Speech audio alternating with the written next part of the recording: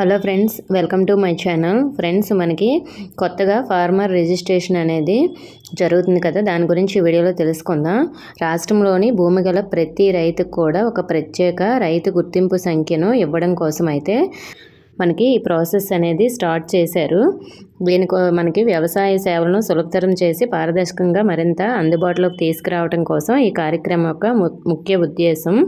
అలాగే రైతు గుర్తింపు సంఖ్య అనేది మనకి రైతు రిజిస్ట్రీ పోర్టల్లో నమోదు చేసిన తర్వాత భూమి గల ప్రతి రైతుకు కేటాయించబడే ప్రత్యేక గుర్తింపు సంఖ్య అనేది ఉంటుంది.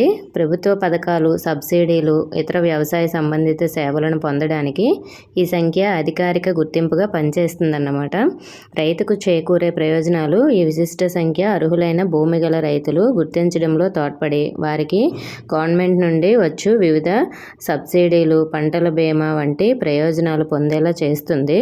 మనకి ప్రభుత్వం అందించే పథకాలు అన్నీ కూడా పొందేందుకు మనకి రిజిస్ట్రేషన్ అనేది చేసుకోవాల్సి ఉంటుందండి.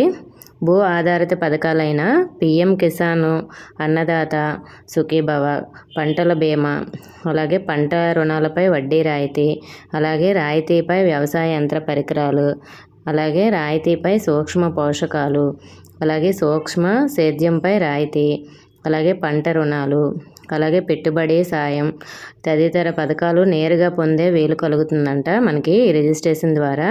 అలాగే నీటిపారుదల, తెగుళ్ళు నియంత్రణ, వాతావరణ సూచనలు వంటి ఇతర సేవలు కూడా అందుకోవడానికి మనకి ఉపయోగపడుతుంది.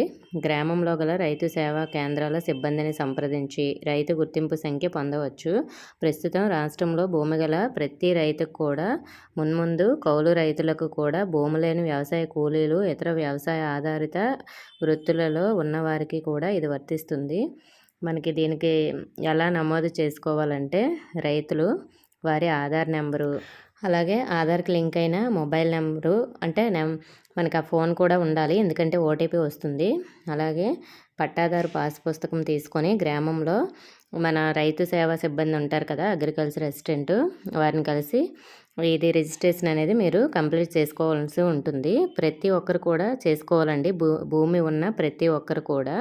సో ఇది అందరూ కూడా చేసుకోవాల్సింది కాబట్టి అది కూడా మనకి ఫిబ్రవరి 25వ తేదీలోపు అయితే చేసుకోవాలి.